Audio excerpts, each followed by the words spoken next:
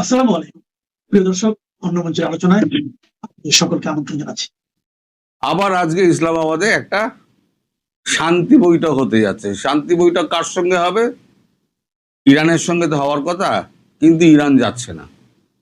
Iran পরিষ্কার বলে দিয়েছে যে ওই যে আমাদের 15টা যে রয়েছে পয়েন্ট রয়েছে, সেই 15টা পয়েন্ট যদি না মানা হয়, যে আমাদের উপরে আক্রমণ হবে না, আর আমরা ইউরেনিয়াম আমরা হস্তান্তর করব না, এনরিচড ইউরেনিয়াম হস্তান্তর করব না, আরো যে আছে এই সমস্ত ক্ষতিপূরণ আছে, সেই সমস্ত ক্ষতিপূরণ নম্বরে 15টা পয়েন্ট দিয়েছে।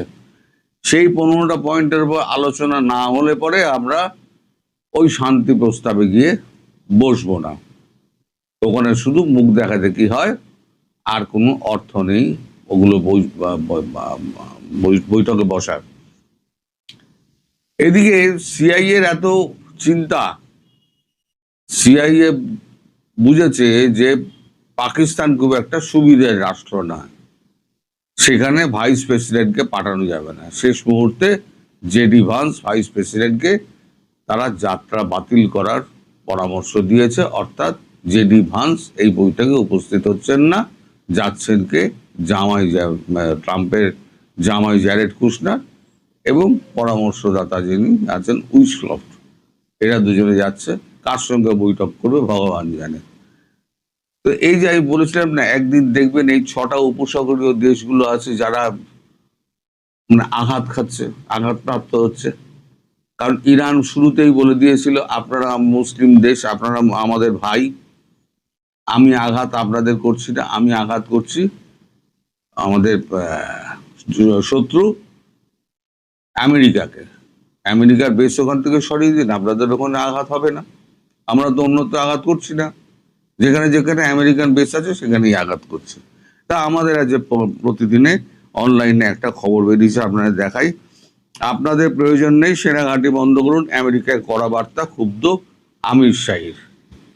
হেডিংটা শুধু আমির শাহির দিয়েছে, আসলে ওই 6টা উপসাগরীয় দেশ সব ভেতরে আছেই, পড়ে শোনাচ্ছি, সবাই মিলে আমেরিকাকে বলেছে। পাকিস্তানের মধ্যস্থতায় শান্তি বৈঠক শিখেই উঠেছে। হরমুজকে কেন্দ্র করে ফের সম্মুখ সমরে ইরান এবং আমেরিকা, ভয়ঙ্কর যুদ্ধের প্রমাদ গুনছে মধ্যপ্রাচ্য। এহেন পরিস্থিতিতেই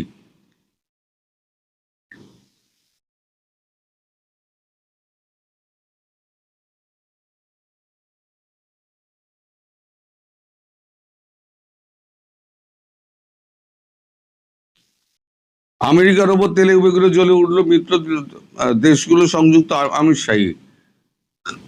আমেরিকাকে তোপ দেখে আমির শাহীর কমেন্টের আব্দুল খালেক আবদুল্লাহ জানালেন, আমেরিকা আমাদের কোনো সাহায্য আসেনি, আর ওদের প্রয়োজন নেই। দেশের সমস্ত মার্কিন ঘাঁটি বন্ধ করা হোক। আমেরিকার বিরুদ্ধে কড়া সুর আবদুল্লাহ জানালেন, সব সময় এখানকার সমস্ত সেনাঘাঁটি, মার্কিন সেনাঘাঁটি বন্ধ করতে হবে। এই ঘাঁটিগুলো সামরিক সম্পত্তি নয়, বরং বোঝা হয়ে গেছে। এগুলো সব ওই দেশগুলোর উপরে বোঝা হয়ে গেছে। এক্স স্যান্ডেলে আমেরিকাকে দুষে আবদুল্লাহ লেখেন, আমির শাহী নিরাপত্তার জন্য আমেরিকার কোনো প্রয়োজন নেই। ইরানের হামলার সময় এটা প্রমাণ হয়ে গিয়েছে যে আমরা যথেষ্টভাবে আত্মরক্ষা করতে পারি, ফলে দেশের নিরাপত্তার জন্য আমাদের আর আমেরিকার উপর নির্ভরশীল থাকার দরকার নেই। এরপরেই তিনি লেখেন, এদেশের মাটিতে মানে আমেরিকার সমস্ত সেনাঘাঁটি বন্ধ করা উচিত। আমির শাহীর উচিত কারো উপর নির্ভরশীল না থেকে নিজেদের সেনাকে শক্তিশালী করা। উল্লেখ্য, ইরান যুদ্ধে আমেরিকার উপর রীতিমতো ক্ষুব্ধ মধ্যপ্রাচ্যের দেশগুলি। তাদের অভিযোগ, আমেরিকা ইরানে হামলা চালানোর আগে তাদের জানাতে পারত, যাতে তারা যুদ্ধের প্রস্তুতি নিতে পারে, কিন্তু আমেরিকা ওটা করেনি। অতর্কিত হামলার পরে আরব আমির শাহী সহ মধ্যপ্রাচ্যের দেশগুলির বেপরোয়া হামলা চালায় ইরান। ক্ষেপণাস্ত্র, ড্রোন হামলায় তছনছ হয় দেশটি। আমেরিকা তাদের রক্ষা করতে পারেনি। এই হামলায় বিপুল আর্থিক ক্ষতির পাশাপাশি বহু মানুষের প্রাণহানিও হয়েছে। অর্থাৎ এই যে আজকে সুর যেটা বাঁধলো না চড়া তারে, এই সুরটা কিন্তু এবার আস্তে আস্তে আস্তে দেখবেন সব কটা, যে কটা 6টা বাকি 5টা দেশ আছে, এই বাকি 5টা দেশ কিন্তু এই সুরে সুর মেলাবে। এবার তোমরা বিদেয় হও, তোমরা যথেষ্ট হয়েছে, আমাদের যথেষ্ট সুরক্ষা দিয়েছো, আমাদের যথেষ্ট সুরক্ষার নামে আমাদের চুষে নিয়েছো, আর সুরক্ষার বদলে কি হয়েছে, আমাদের ধ্বংস করেছো, আর তোমাদের সৈনিকের লাশ তোমরা বয়ে নিয়ে গিয়েছো, আর বাকিগুলো সব পালিয়ে গেছে। মরেছি আমরা। সামনে একটা ভয়ঙ্কর যুদ্ধ আসছে, সেই যুদ্ধের মধ্যে আমরা পড়ে গিয়ে আমরা মারা পড়ব। অথচ আমরা যুদ্ধ শুরুও করতে যাইনি, আমাদের সঙ্গে কোনো সম্পর্কও নেই। টুকটাক গন্ডগোল আছে, সেটা শিয়া সুন্নি সব দেশের মধ্যে টুকটাক গন্ডগোল আছে, কিন্তু যুদ্ধের জায়গায় যাওয়ার মতো গন্ডগোল কিন্তু ছিল না। কিন্তু এই যে এখন নতুন করে শুরু হচ্ছে, এই যে যুদ্ধটা পাকাচ্ছে, আমেরিকা যে জাহাজটা ইরানের আটকেছে, জব্দ করেছে যাকে বলা যায়, ইরান কি ছেড়ে দেবে? ইরান যখন আমেরিকার জাহাজে যখন ড্রোন মেরেছে, তখন এবার আজকে মিসাইল মারবে না তার কি গ্যারান্টি আছে? আর একটা জাহাজে যদি ইরানি মিসাইল পড়ে, তার যে প্রতিক্রিয়ার ট্রাম্প দেখাবেন, কারণ নিজের দেশে নিজের মুখ রক্ষার জন্য তাকে ব্যাপকভাবে প্রস্তুতি নিতে হচ্ছে, এবং সেই যুদ্ধটা যদি শুরু হয় সেটা আবার মারাত্মক যুদ্ধ শুরু হবে। ইরানকে ধ্বংস করা কিন্তু অত সহজ নয়। আমি আগেও বলেছিলাম, এখনো বলছি, ভবিষ্যতেও বলে যাব। ইরান মেরে মরুভূমি করে দিতে পারবে, কিন্তু দখল করতে পারবে না। সব থেকে যেটা চিন্তার বিষয় আমাদের, সেটা হচ্ছে এই যে যুদ্ধের সামনে শুরু হতে যাচ্ছে, সেই যুদ্ধে বাকি যে শোধনাগারগুলো আছে, সেই শোধনাগারগুলো কিন্তু আর আস্ত থাকবে না। ফলে আগামী পৃথিবী তেল শূন্য অবস্থায় থাকতে হবে। এই 6টি মধ্যপ্রাচ্যের দেশ বা উপসাগরীয় দেশ যদি তাদের তৈল শোধনাগারগুলো রক্ষা করতে না পারে, এবং আমেরিকা যদি সেগুলোকে বাঁচিয়ে আক্রমণটা করে, তাহলে ব্যাপারটা কি দাঁড়াচ্ছে? ভবিষ্যৎ আমাদের সামনে খুব কঠিন। আমরা এই যুদ্ধের মধ্যে কোনোভাবেই অংশ নিচ্ছি না, কিন্তু যুদ্ধের প্রভাব কিন্তু আমাদের উপরে পড়বে, আর সেই প্রভাবটা হবে মারাত্মক আর্থিক প্রভাব। এদিকে ভারত যে ঠিক করেছিল জাহাজ নিয়ে আসবে, এই প্রসঙ্গে জানিয়ে দিয়ে আপনাদের, ভারতীয় জাহাজের যে কোম্পানিগুলো রয়েছে, ভারতের নিজস্ব কিছু জাহাজ রয়েছে, সেগুলো যাবে, কিন্তু যে সমস্ত জাহাজ ভাড়ায় নেওয়া হয়, সেই সমস্ত জাহাজ যেতে চাইছে না, কারণ কোনো ইন্স্যুরেন্স কোম্পানি তাদের ইন্স্যুরেন্সের মধ্যে, কারণ হরমুজ দিয়ে গেলেই তারা ইন্স্যুরেন্সের করবে না, আর জাহাজ কোম্পানিগুলো ওই জাহাজ পাঠাতে চাইছে না। যদি জাহাজ ডুবে যায়, তাহলে ইন্স্যুরেন্স পেতে পেতে 3-4 বছর, এবং তারপরে আবার একটা নতুন জাহাজ কিনতে গেলে আরো 2-3 বছর, সব মিলিয়ে 6-8 বছরে তাদের একেবারে গুণাগুন্তি করে লস করতে হবে। ফলে ওই মুখও তারা আর যাবে না। ভারত পড়ে গেছে এখন মুশকিলে। কাল যে ঠিকঠাক হয়েছিল, আজকে এখন জাহাজ যদি না যায়, তাহলে তেলটা আনবে কি করে? ফলে এখানেও একটা বড় সমস্যা দেখা দিয়েছে। সব মিলিয়ে একটা জটিল পরিস্থিতি, আমরা কিন্তু পরিস্থিতির শিকার হতে যাচ্ছি, এটা একদম পরিষ্কার বিধিলিখন। সবাই ভালো থাকবেন। নিষিদ্ধ ঘোষিত ছাত্রলীগের জন্য দরজা খুলছে এনসিপি। আবার আওয়ামী লীগ নিয়ে হঠাৎ করেই সুর বদলেছে দেশের শীর্ষ দৈনিক প্রথম আলো। রাজনীতির বর্তমান প্রেক্ষাপটে হুট করে এমন কথা বললে কেউ মানবেন কেউ মানবেন না, কিন্তু বাস্তব ঘটনা এমনই। রাজনীতিতে সবসময় অনেক ইস্যু সক্রিয় থাকে আমরা জানি, কিন্তু যে দুটি ইস্যুর কথা বললাম, এই দুটি ইস্যু নিয়েই প্রশ্ন করা যাচ্ছে, তাহলে কি রাজনীতির মাঠে আবার ফিরছে বাংলাদেশ আওয়ামী লীগ? পর্দার আড়ালে কি শুরু হয়েছে বড় কোনো সমঝোতার খেলা? আজকের ভিডিওতে আমরা খুঁজব বাংলাদেশের রাজনীতিতে সত্যিই কি কোনো নতুন সমীকরণ তৈরি হচ্ছে। আসসালামু আলাইকুম, স্বাগত লিডস নিউজে। সম্মানিত দর্শক, গতকাল অর্থাৎ 19 এপ্রিল জাতীয় নাগরিক পার্টি এনসিপির আহ্বায়ক নাহিদ ইসলাম বলেছেন, অপরাধে জড়িত না থাকলে ছাত্রলীগের নেতাকর্মীরাও জাতীয় নাগরিক পার্টি অর্থাৎ এনসিপিতে যোগ দিতে পারবেন। তিনি স্পষ্ট করে বলেছেন, অতীতে কে ছাত্রলীগ করেছেন, কে ছাত্রদল বা ছাত্র শিবির করতেন, এটা এনসিপির কাছে গুরুত্বপূর্ণ নয়। গুরুত্বপূর্ণ হলো এনসিপির আদর্শ মেনে এখন কাজ করা, মানে দলে যোগ দেওয়ার পরে এনসিপির আদর্শ মেনে কাজ করতে হবে। প্রশ্ন উঠছে, এটা কি শুধুই অন্তর্ভুক্তিমূলক রাজনীতির সূচনা হচ্ছে, নাকি নিষিদ্ধ রাজনৈতিক শক্তির জন্য নতুন সেফ করিডোর খোলা হচ্ছে?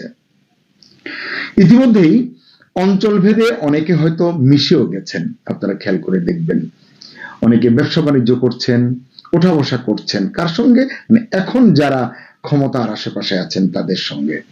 কেবল রাজনীতিটা অপ্রকাশ্য হয়ে আছে। জানতে ইচ্ছা করছে, আওয়ামী লীগের রাজনৈতিক ভবিষ্যৎ কি তাহলে বিএনপির অনুগ্রহের উপর নির্ভর করছে, বা এনসিপির অনুগ্রহের উপর নির্ভর করছে, বা জামাতের অনুগ্রহের উপর নির্ভর করছে? আমি আসলে ঠিক বিষয়টাকে এইভাবে ভাবি না বা এভাবে মনে করি না।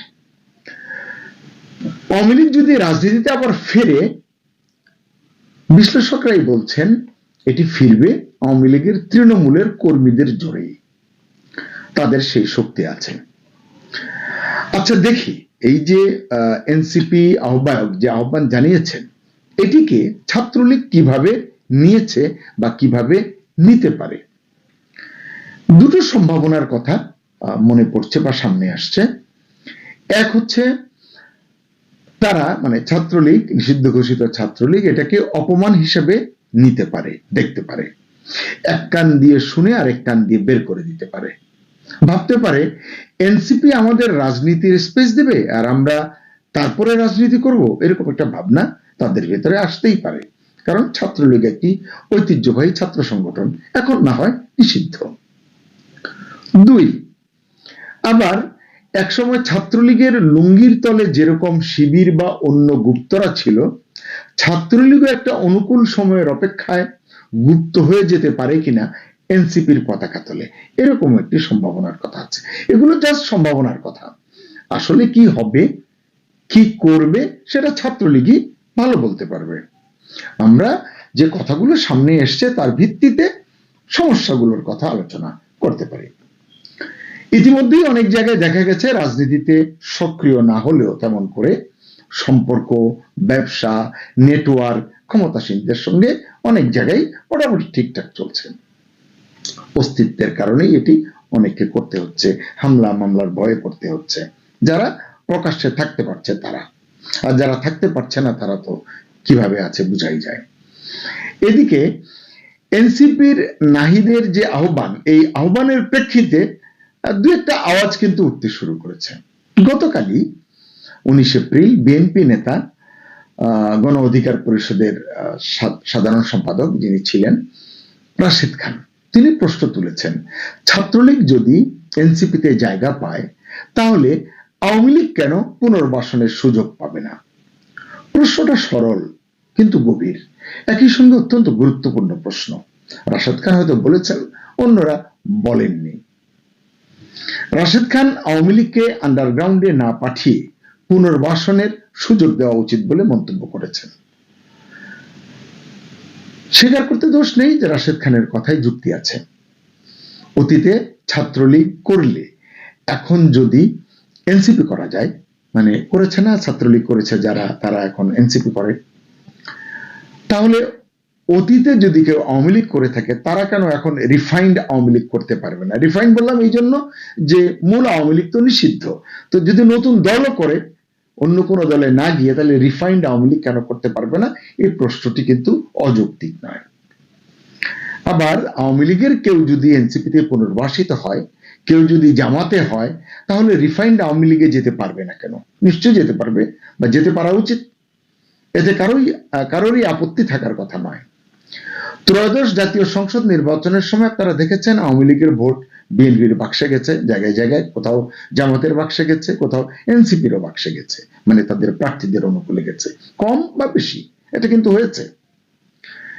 রাশেদ খানের কথায় এটা স্পষ্ট, ব্যক্তি যদি পরিষ্কার হয়ে নতুন দলে যেতে পারেন তাহলে দল হিসেবে ফিরে আসার পথ বন্ধ থাকবে কেন, মানে ছাত্রলীগ, আওয়ামী লীগ তাদের কেন সক্রিয় হতে বাধা থাকবে, এটি তিনি বলছেন। আমাদের এলাকায় একটি কথা বলা হয় সাধারণত মাঝে মধ্যে প্রসঙ্গক্রমে, সেটা হচ্ছে সোলেমানি ডাক। সোলেমানি ডাকটা হচ্ছে অনেকটা এরকম, এটা রাজনীতির ক্ষেত্রেও চলে, মানে সরাসরি না বলা, মানে একবার বলবে এদিকে বলবে না, আবার এদিকে ডাকবে, মানে ইঙ্গিতে ডাকবে আর সরাসরি না বলবে, এটিকেই সোলেমানি ডাক বলে। তো প্রশ্ন হলো, এনসিপির বক্তব্য কি এই সোলেমানি ডাকের মতো, মানে সেরকম কোনো ইঙ্গিত দিচ্ছে কিনা? সুপ্রিয় দর্শক, আপনি এটাও জানতে চাইতে পারেন যে আওয়ামী লীগ এবং ছাত্রলীগ কি তাহলে এনসিপির দয়ায় রাজনীতি করবে? এর উত্তর আমি দিতে পারবো না, এটা সময়ই দিবে এই উত্তর। কারণ এই এনসিপির দাবির মুখেই ছাত্রলীগ নিষিদ্ধ হয়েছে, পরে আওয়ামী লীগও নিষিদ্ধ করা হয়েছে। এখন এনসিপির এই আহ্বানের পেছনে কোনো পরিকল্পনা লুকিয়ে আছে কিনা এটি কিন্তু সাদা চোখে দেখা যাচ্ছে না, বা হুট করে বলাও যাবে না। প্রতিপক্ষকে মোকাবিলায় তারা কি মাঠে আওয়ামী লীগের শূন্যতা অনুভব করছে কিনা এটিও আসলে বোঝা যাচ্ছে না, কারণ এনসিপি নানান জায়গায় নানান রকমের চ্যালেঞ্জের মুখোমুখি। তারা এমন মনে করছে কিনা যে মাঠে আওয়ামী লীগ থাকলে হয়তো ভারসাম্যটা হতো, তাদের জন্য সুবিধা হতো, হতেই পারে। আরেকটা ঘটনা দেখুন, এই সময়কার সাবেক স্পিকার শিরীন শারমিন চৌধুরী তিনি গ্রেপ্তার হয়েছিলেন, আবার আমরা দেখলাম 5 দিনের মাথায় তিনি জামিন পেয়েছেন, জামিনে মুক্তিও পেয়েছেন। তাকে রিমান্ডে নেওয়ার আবেদন জানানো হয়েছিল, রিমান্ড অনুমোদন দেননি আদালত, জেলগেট থেকে আরেকটি মামলায় আটকও তাকে করা হয়নি, তিনি মুক্তি পেয়েছেন। তো এতদিন আমরা কি দেখেছি, অহরহ এক মামলায় জামিন দেওয়া হয়েছে, আরেক মামলায় আবার গ্রেফতার করা হয়েছে। তো সেই জায়গাটিতে একটা পরিবর্তন এসেছে, এটি একটি ইতিবাচক পরিবর্তন। এজন্যই বলছি, বা অনেকেই বলছেন, শিরীন শারমিনের ঘটনায় কি বুঝাতে চাইছে সরকার? এটা কি শুধু আইনি প্রক্রিয়া, মানে স্বচ্ছ আর নিষ্কলুষ এরকম কিছু, নাকি এটি কোনো রাজনৈতিক সিগন্যাল?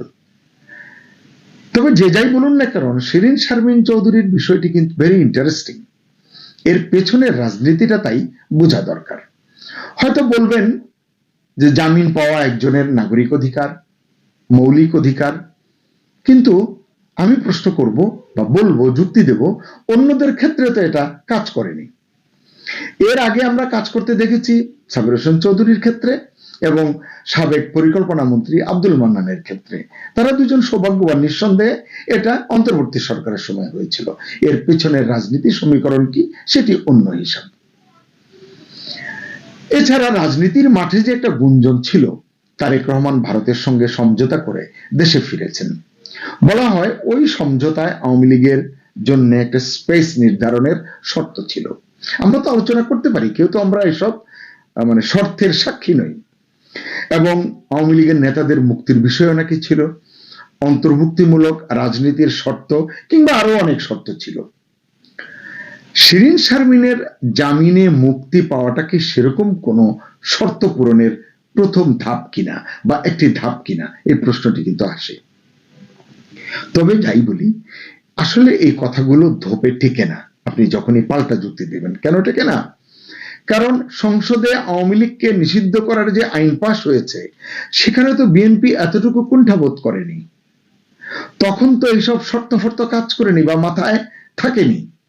আবার কেউ বলেন এটা হলো একটা দোষ কাটানোর প্রক্রিয়া, যাতে জামাত, এনসিপি বা অন্য কোনো দল তারেক রহমানকে প্রশ্নবিদ্ধ করতে না পারে, বলতে না পারে যে আপনি ফ্যাসিস্টকে বা ফ্যাসিবাদী দলকে বা আওয়ামী লীগকে কত বিশেষণ তারা ব্যবহার করে, সুযোগ দিয়েছেন অন্যায়ভাবে, এটি যেন না বলতে পারে। হয়তো এরকমও হতে পারে, কেউ কেউ এমনও মনে করেন।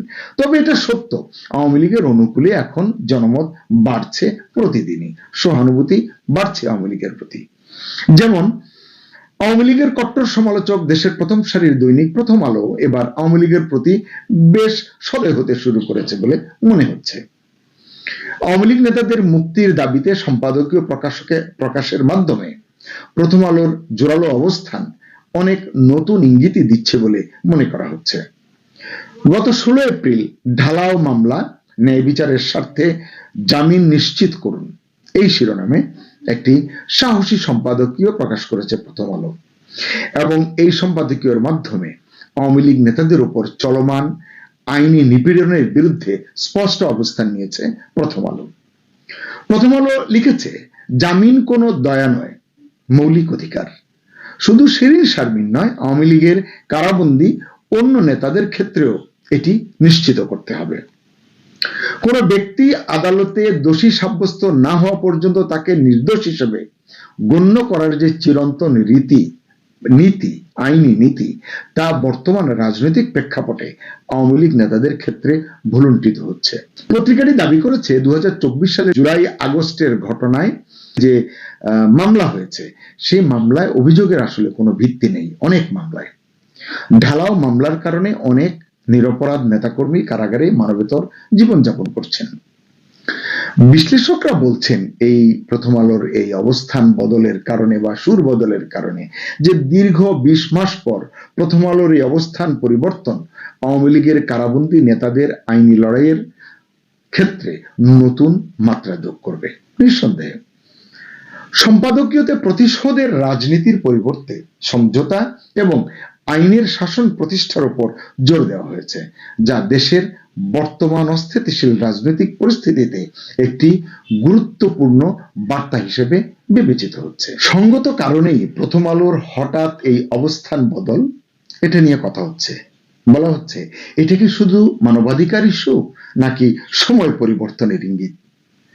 ইতিহাস বলে, কোনো বড় দল দীর্ঘদিন এভাবে থাকতে পারে না। মানে আওয়ামী লীগ এখন যেভাবে আছে, এতক্ষণ যে 2-3টি প্রেক্ষাপট নিয়ে আলোচনা করলাম, যে ইস্যুগুলো তুললাম, বিশেষ করে ছাত্রলীগের জন্য এনসিপির দরজা খোলা আহ্বান, প্রথম আলোর সুর বদল, আইনি প্রক্রিয়ার পরিবর্তন, বিএনপি নেতা রাশেদ খানের যুক্তি, সব মিলিয়ে বাংলাদেশের রাজনীতিতে কি নতুন বাঁক বদলের শুরু হচ্ছে? কি মনে হয় আপনাদের? আওয়ামী লীগ কি সত্যি ফিরছে এবং এই ফেরার ক্ষেত্রে এনসিপি পথটি তৈরি করে দিচ্ছে, এমনটি মনে করেন? কিংবা অন্তর্ভুক্তিমূলক যে রাজনীতির প্রত্যাশা সবার, দেশের বিদেশের, বাংলাদেশে কি সেই অন্তর্ভুক্তিমূলক রাজনীতির ডানা মিলছে এবং এনসিপি কি তাতে সত্যি সত্যি ভূমিকা রাখছে, নাকি সবই আসলে সময়ের বুদবুদ, আমাদের বুঝবার ভুল, রাজনীতির পুনর্বিন্যাসের রকম ফের মাত্র? সবই কি পরিকল্পিত সমঝোতা কিংবা নতুন কৌশল? দর্শক, কমেন্টে জানান আপনার মতামত।